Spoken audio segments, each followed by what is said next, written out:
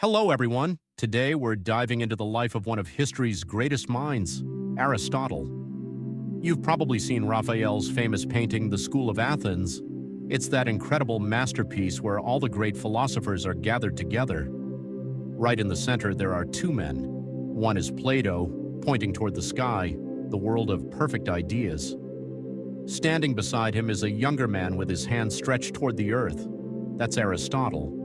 While his teacher Plato was saying, perfection exists up there, Aristotle answered, no, reality is right here, beneath our feet. Born in 384 BC in ancient Macedonia, Aristotle brought philosophy down from the heavens and into the real world.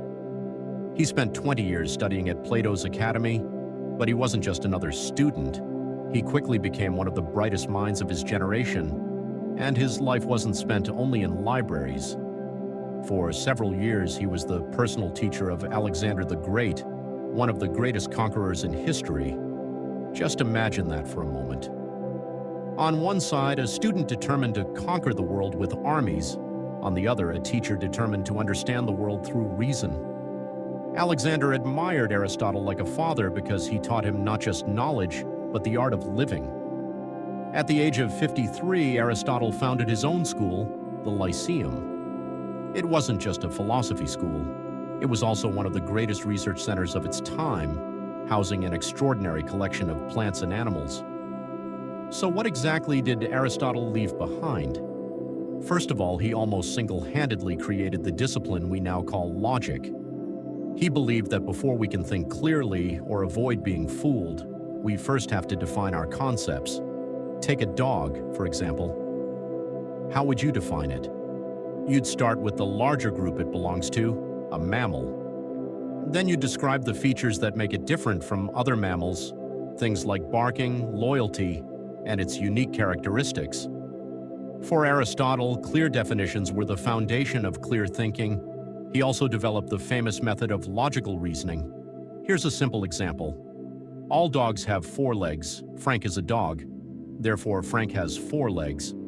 It sounds obvious today, but this kind of structured thinking completely changed the way people reasoned. What's even more impressive is that Aristotle had none of the scientific tools we take for granted today. No telescope, no thermometer, no microscope, no laboratory. Yet he observed nature like a detective. Using nothing but careful observation, he wrote hundreds of works, including physics, on the heavens, and history of animals.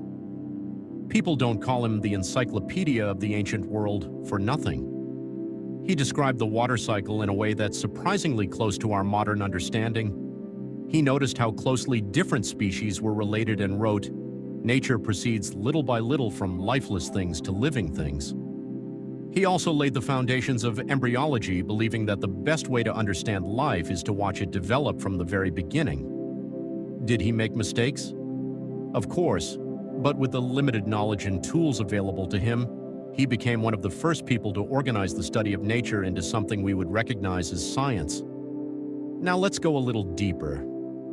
According to Aristotle, everything is made of two parts, matter and form. Think about an acorn. The physical acorn itself is the matter, but hidden inside it is the potential to become a mighty oak tree. That potential is its form. Aristotle believed that everything in nature has an inner drive to become what it's meant to be. He even argued that the entire universe must ultimately be set in motion by an unmoved mover, something that causes all movement without being moved itself. He also believed that souls weren't unique to humans. Plants have a soul that allows them to grow and reproduce. Animals have perception and movement. Humans possess something more, reason. But perhaps Aristotle's most famous question was this: how do we live a happy life? For him, happiness was the highest goal of human life, but happiness wasn't about pleasure alone. It was the result of living wisely. This is where his famous idea of the golden mean comes in. Too much of anything can be harmful. Too little isn't enough. Take courage. Real courage lies between cowardice and reckless daring. Finding that balance takes practice, patience, and good habits. As Aristotle famously said, one swallow does not make a summer. In other words, virtue isn't built by a single good action, it's built through repeated habits. To live well, we need loyal friends, a curious mind, and a lifetime of learning. Aristotle didn't stay away from politics either. He believed that the purpose of a state was to help its citizens live good and meaningful lives. Although he supported the idea that the many are often wiser than a single ruler, he also worried that an uneducated public could easily fall into tyranny. That's why he believed education was the foundation of a healthy society. In the final years of his life, the people of Athens wanted to put Aristotle on trial, just as they had done with Socrates. Instead of staying, he chose exile. He famously said, "I will not allow Athens to sin twice against philosophy." He died in exile soon afterward. With all his mistakes and all his extraordinary achievements, Aristotle changed the way humanity thinks. He conquered minds, not through force, but through truth. And even today, whenever we build a logical argument or study the world scientifically, we're still walking the path he helped create. Thank you so much for joining me on this journey into the life and ideas of Aristotle.